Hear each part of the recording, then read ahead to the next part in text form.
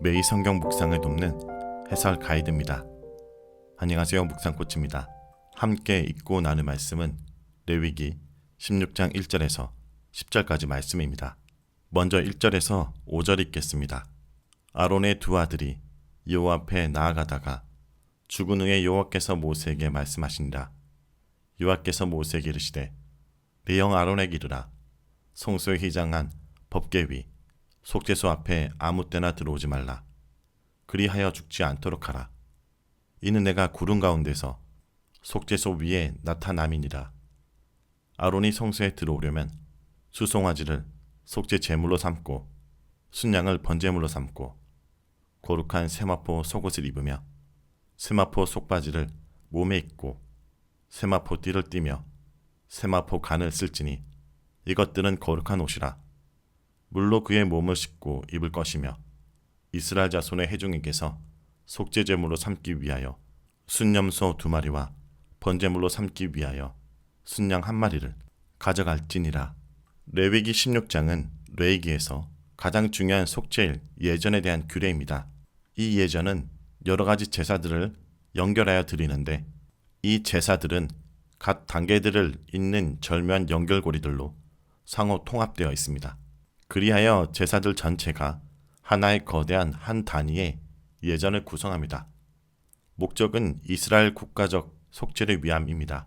속죄일은 속죄제, 속건제와 마찬가지로 레위기에서 새로이 신설되는 제도입니다. 매년 음력 7월 10일에 대제사장이 주도하여 온 민족이 하루 동안 금식을 하는 가운데 국가적 속죄를 만듭니다. 이날 특별한 방식의 예식이 진행됩니다. 아론이 자신의 위암 있고 장엄한 대제사장의 옷을 벗고 아무런 장식이 없는 하얀 세마포 옷을 입으며 특수한 역할을 하는 아세살 염소가 준비됩니다. 무엇보다 이날은 대제사장이 지성소에 들어가는 유일한 날입니다. 1절에서 5절은 속죄일 예전의 지시와 준비에 대한 내용입니다. 레위기 16장은 10장의 서사를 읽는 도입문으로 시작됩니다. 아론의 두 아들이 여호와 앞에 나아가다가 죽은 후에 여호와께서 모세에게 말씀하시니라. 즉 16장은 10장을 곧바로 이어가고 있습니다. 그렇다면 왜 그 사이에 11장에서 15장이 끼어 있을까요? 이것은 언뜻 볼 때 서사의 흐름을 가로막는 것처럼 보입니다. 그러나 레위기 11장과 15장의 부정결의 문제는 16장의 속죄의 규정을 이해하기 위한 필수적인 배경을 제공합니다.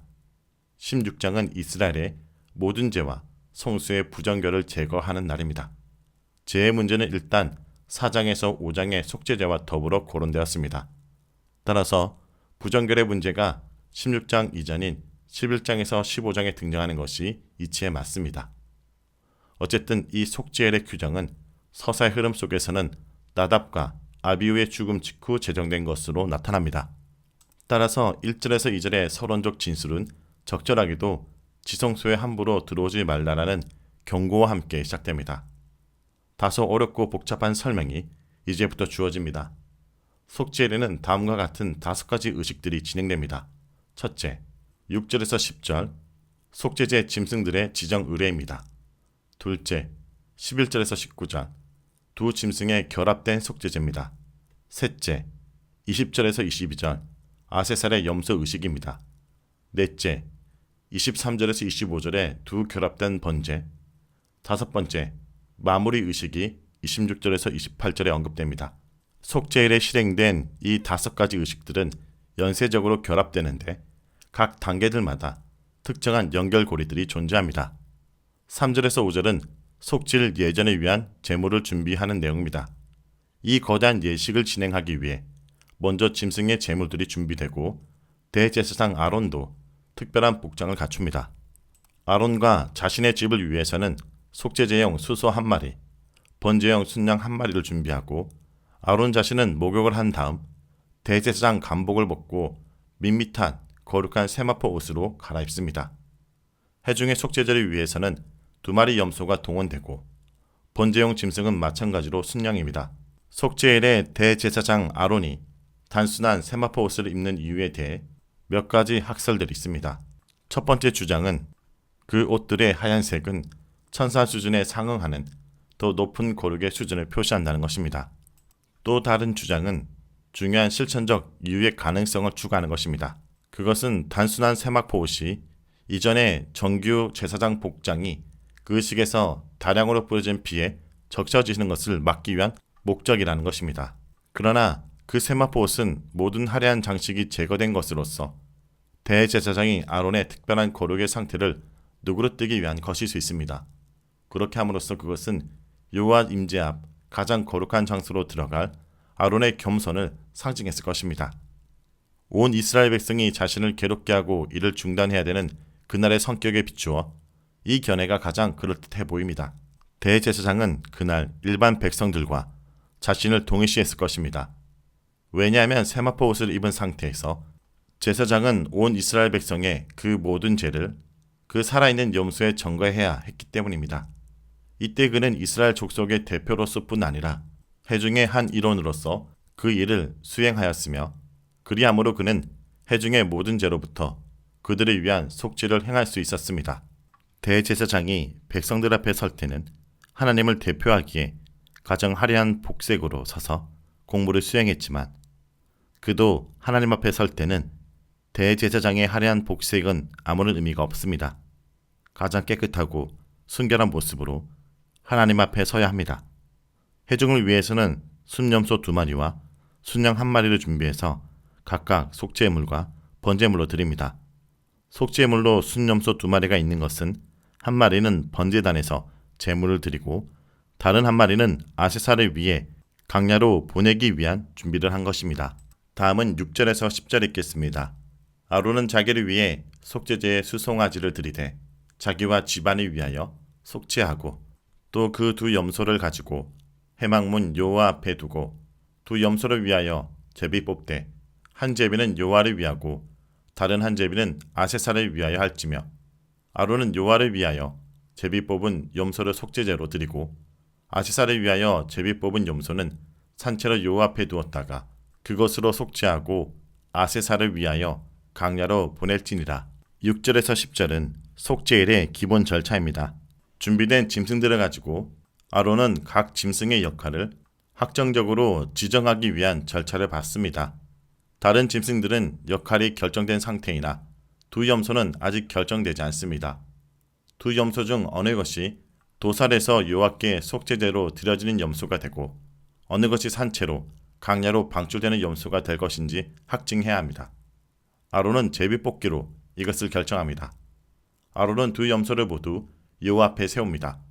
그리고 거기서 하나님의 뜻을 묻는 제비를 던집니다. 구약 어디에서도 제비뽑기의 실체만 알려줄 뿐 그 방법과 결과를 확정하는 과정은 침묵하고 있으므로 우리는 이 제비뽑기의 실체에 대해서는 자세히 알 수 없습니다. 특별히 이 본문에서는 10절에 아세사를 위하여 제비 뽑은 염소라는 문장에서 아세사를 위하여 강야로 보낸다는 것이 어떤 의미인지를 생각해 볼 필요가 있습니다. 여기서 갑자기 등장한 아세살의 정체는 무엇일까요? 이것에 대한 다양한 주장들이 있습니다. 첫째는 아세살은 떠내보내는 염소를 지칭한다는 주장입니다. 하지만 본문 자체는 여호와를 위하여 그리고 아세살을 위하여 라고 하며 대칭적으로 나타내고 있기 때문에 염소라고 생각하는 것은 무리가 있습니다. 둘째, 아세살은 염소가 가게 될 외딴 곳, 즉 땅의 끝이라 보는 견해도 있습니다. 아세살을 특정한 장소로 뜻한다라고 본다면 굳이 22절에서 접근하기 어려운 땅이라고 표현하는 이유도 의문입니다. 셋째, 아세살은 하나님과 대립적인 지위에 있는 이방 신에게 보낸다는 의미로 해석하는 것입니다. 사실 본문의 문맥에서는 가장 자연스러운 주장이지만 신학적 질문이 남습니다. 어떻게 악마적 존재에게, 우상에게 제물을 바치는 것이 허용될 수 있을까라는 것입니다. 그러므로 아세살을 위하여 라는 것에서 이 아세살의 존재, 명칭에 대해서 모두가 동의할 만큼 정확한 해석이나 만족스러운 해답은 아직까지 가지고 있지는 않습니다. 하지만 명확한 것은 아세살 염소는 이스라엘의 모든 죄를 짊어지고 사람들이 접근하기 어려운 땅으로 가서 죽음으로 이스라엘의 모든 죄가 소멸된다는 사실을 상징적으로 알려준다는 점입니다. 그러므로 속죄에는 2가지의 의식이 진행됩니다. 한 마리의 염소를 주님께 바침으로 주님께 용서를 구하고 아세살을 위한 염소를 통해 그들의 죄를 떠나보내는 것입니다. 즉, 속죄는 주님께 용서를 구하고 그 죄를 떠나보내는 것입니다. 자, 여기까지가 레위기 16장 1절에서 10절까지 말씀입니다. 오늘 말씀을 통해 우리는 무엇을 묵상하고 적용해야 할까요? 하나님께서는 예수님을 통해 하나님께 나아가는 길을 열어주셨습니다. 속죄의 염소 2마리와 번제물로 수양 하나를 준비하라고 하셨습니다. 수소 1마리는 하나님께 속죄제로 드리고 다른 1마리는 이스라엘 죄를 전가하여 강야로 보냈습니다. 이것은 이스라엘 죄를 거룩한 진 밖으로 옮겨서 제거하신다는 것을 뜻합니다. 이 모두 온전한 제물이 되신 예수님을 상징합니다. 주님은 우리의 죄를 지신 하나님의 어린 양이십니다.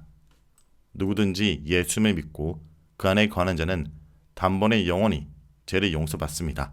그러므로 성도 여러분, 그 예수님의 공로에 힘입어 우리가 주님께 나아갔다면 날마다 우리 자신을 돌아보고 예수님의 이름으로 하나님께 용서를 구하고 내 삶 가운데 죄를 떠나보내는 결단의 기도를 드리는 주의 백성들이 되길 간절히 기도드립니다.